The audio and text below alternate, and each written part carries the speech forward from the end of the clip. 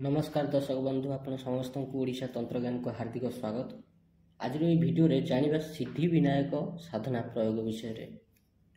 एमिति रे सिद्धि विनायक साधना अनेक प्रकार अच्छी हेले आज ये वीडियो रे गोटे यूनिक धरणर सिद्धि विनायक साधना प्रयोग दबाकू जाउछि। एई प्रयोग 11 दिनर केउ केउ परिस्थिति रे साधना करि हबो।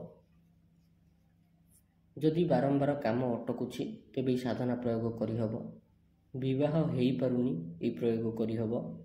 घरे जदि कोनोसी मांगलिक कार्य हेई पारुनी पितृदोष प्रबल लागिछि से भली क्षेत्र रे ए साधना करा जाई परिबो। ग्रह दशा कारण परिस्थिति विपरीत हो जाइछि ए साधना करा जाई परिबो। स्पेशली जदि मंगल दशा केतु दशा किबा बुध दशा चलीछि से भलिया क्षेत्र रे ए साधनाटी को करा जाई परिबो। घरर समस्त सदस्य यदि ग्रह दशारे पीड़ित अछंती तेबे भी ए प्रयोग करा जाई परिबो। घरर सदस्य बारंबार रोग रे पीड़ित होउछंती से भली क्षेत्र रे ए साधना प्रयोग करि हबो।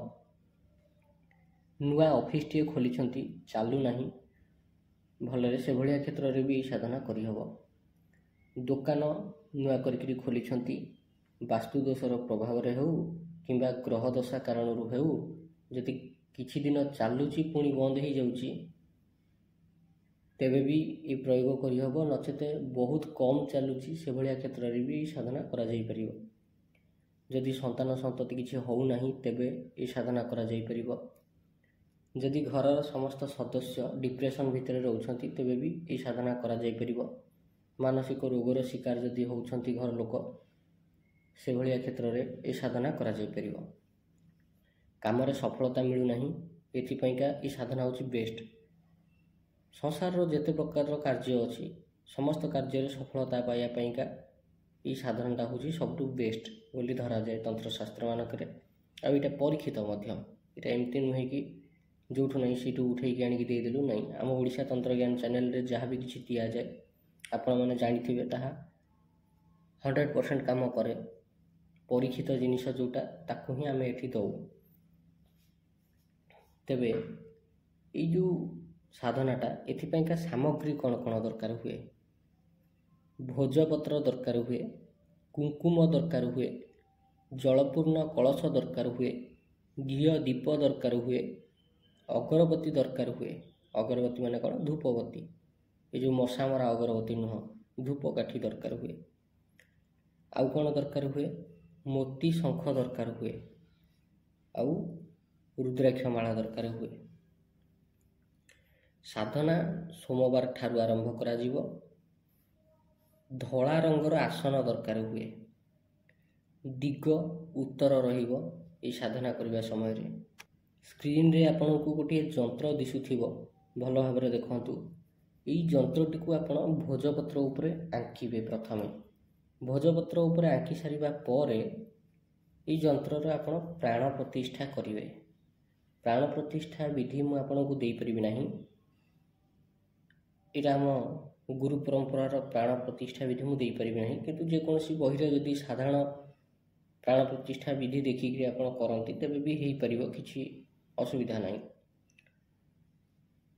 एई जो साधना एटा 11 दिन रे संपन्न होबा दरकार। सर्वमोट 51,000 मंत्र जप एथिरे करा जिवो। कोनोसी प्रकार होमर विधान एथरे नाही। जदि के करिया को चाहे से अलगा कथा किंतु होमटा एथरे ऑप्शनल। सर्वमोट 51,000 मंत्र जप करा जिवो। 51,000 मंत्र जप हैला मात्र के साधनाटा कंप्लीट हुए। कोन केमति करिवे ए साधना जे कोनसी सोमवार रु आरंभ कले हबो। दिन रे सकाळु सकाळु करि परिवे रात्रि रे मध्य करि परिवे किछि आपत्ति नाही। जे कोनसी समय रे करि परिवे। गाधुआ पाधुआ सारिकरी शुद्धपुत होइकरी धला वस्त्र पिंधिकरी धला रंगर सूता आसन उपरे उत्तर दिगु को मुह करिकरी बसिवे। सामने रे गोटे काठ पीढ़ापटा हो नचेते गोटे छोटिया खटुलीटिए रखिकरी ता उपरे धला रंगर कपड़ा बिछेई देबे। ता उपरे भोजपत्र जो यंत्र आंकिछंती से भोजपत्र यंत्रटी को रखिदेबे। अच्छा भोजपत्र जो यंत्रटा केमिति आंकिबे कुंकुम रे आंकिबे। ଧରି ନିଅନ୍ତୁ ଆପଣ ଆଙ୍କି ପାରିବେନି, ତାର ଅଲ୍ଟରନେଟିଭରେ କ'ଣ କରିବେ? ଯେଉଁ ଯନ୍ତ୍ରଟା ସ୍କ୍ରିନ୍ ଉପରେ ଦିଶୁଛି ସେଇ ଯନ୍ତ୍ରଟିକୁ ଆପଣ ପ୍ରିଣ୍ଟ ଆଉଟ୍ ବାହାର କରିଦେବେ। ପ୍ରିଣ୍ଟ ଆଉଟ୍ ବାହାର କରିସାରିଲା ପରେ କୁଙ୍କୁମର ସାହି ଏକ୍ଜାକ୍ଟଲି ଯେମିତି ଅଙ୍କା ହେଇଛି ତା ଉପରେ ଟିକେ ଟିକେ ଟିକେ ଟିକେ ବୁଲେଇ ଦେବେ। ବୁଲେଇ ଦେଲା ମାନେ କି ଏ ଯନ୍ତ୍ର କୁଙ୍କୁମ ଦ୍ୱାରା ଅଙ୍କନ ହେଇଗଲା। ପ୍ରାଣ ପ୍ରତିଷ୍ଠା କରିସାରିଥିବେ। ତାପରେ ଯନ୍ତ୍ରଟିକୁ ରଖିବେ। ପ୍ରଥମେ ଖଟୁଲି ରଖିବେ, ଉତ୍ତର ଦିଗକୁ ମୁହଁ କରି ବସିବେ, ସାମ୍ନାରେ ଗୋଟେ ଖଟୁଲି ରଖିବେ। ଖଟୁଲି ଉପରେ ଗୋଟେ ଧଳା ରଙ୍ଗର ବସ୍ତ୍ର ବିଛାଇବେ ବା କପଡ଼ା ପକାଇବେ।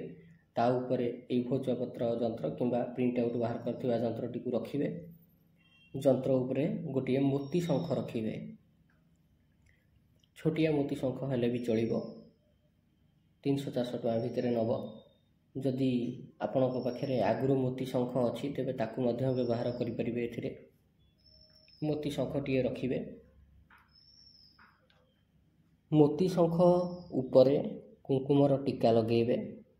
ଅଳ୍ପ ଅକ୍ଷତ ଅରୁଆ ଚାଉଳ ମୋତି ଶଙ୍ଖ ଉପରେ ପକାଇବେ। ଫୁଲ କିଛିଟା ଅର୍ପଣ କରିବେ। ଧୂପ ମୋତି ଶଙ୍ଖକୁ ଦେଖାଇବେ। ଦୀପ ମୋତି ଶଙ୍ଖକୁ ଦେଖାଇବେ। ଏତିକି କରିସାରିବା ପରେ ରୁଦ୍ରାକ୍ଷ ମାଳା ଧରିକିରି 50 ମାଳା ମନ୍ତ୍ର ଜପ କରିବେ। 50 ମାଳା ମନ୍ତ୍ର ଜପ କରିସାରିବା ପରେ ଉଠିଯିବେ। ପୁଣି ଆଗାମୀ ଦିନ ସବୁ ଜିନିଷ ସେଇଠି ସେମିତି ଥୁଆ ହେଇଥିବ, ଯନ୍ତ୍ର ସେମିତି ଥୁଆ ହେଇଥିବ, ତା ଉପରେ ମୋତି ଶଙ୍ଖ ସେମିତି ଥୁଆ ହେଇଥିବ। ଆଗାମୀ ଦିନ ପୁଣି ସେଠି ଜାଗାରେ ବସିବେ।